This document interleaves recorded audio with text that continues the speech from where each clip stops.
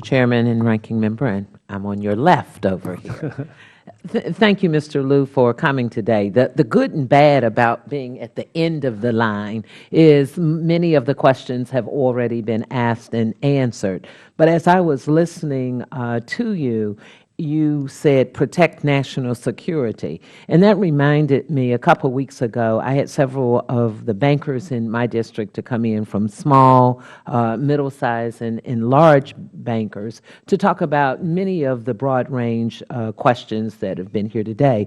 But one of their common themes that they talked about was to empower cybersecurity and data breach protection efforts. And they wanted to make sure that Congress and members of Congress adopt a national standard for protecting sensitive consumer data, and I support this.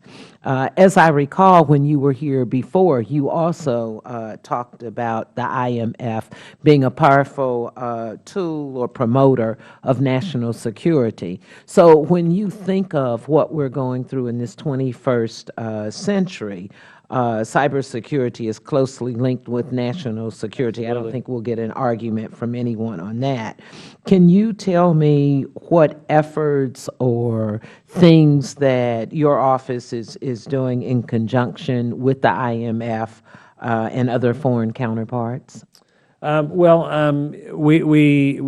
have a lot to do first on our own in the U.S. with both public and public-private coordination before we even get to the international question. We're putting a substantial effort into working in the financial services sector. We're the sector lead on cybersecurity at Treasury, in making sure that that the best practices are put in place. I believe that the National Institute of Standards, NIST's protocols are best practices. What we have found is that there's a real need to collect and share information.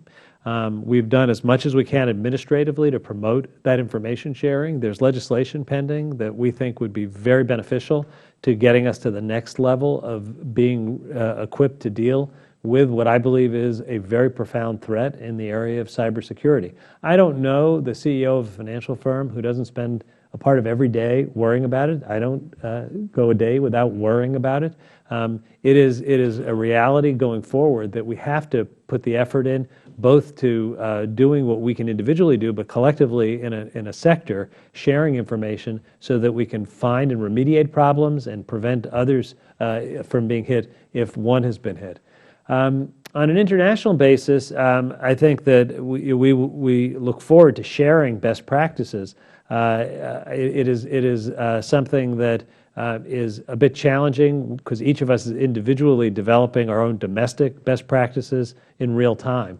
I've had conversations with some of my international colleagues about it, and they're doing in their systems in one way or another what we're doing in ours. I think if we could raise it up a level and cooperate more internationally, it would be a good thing. Okay, I have about a minute left. We also touched on the export industry. I'm from the great state of Ohio, and we have the 9th largest export industry cited in 2014. And in the previous year, that industry allowed us to employ some 259,000 employees. My district also had about 10% or $5.7 billion of the $52 billion worth of goods in the state of Ohio. You stated that when foreign economics falter, they import less from the United States businesses and they invest less in the United States.